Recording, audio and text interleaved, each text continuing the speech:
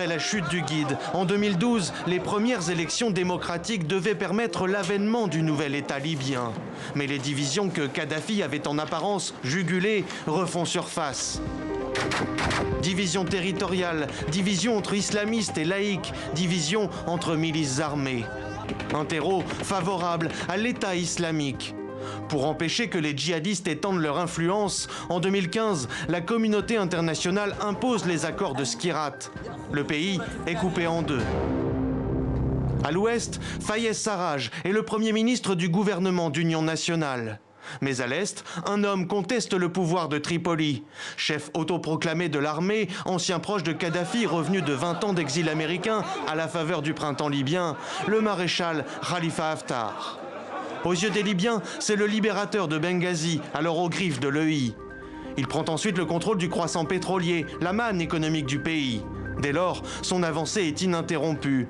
Il contrôle aujourd'hui la majeure partie du territoire, mais peine à forcer les portes de Tripoli.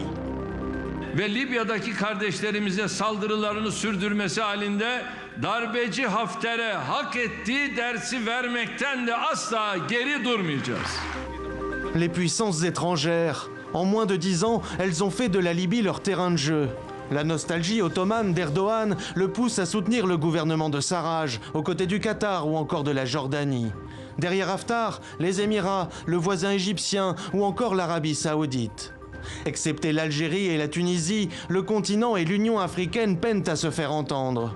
Russie, États-Unis et Européens sont plus ambigus. Ils ont installé Sarraj, mais considèrent Haftar comme incontournable pour pacifier le pays. Mais à quel prix ?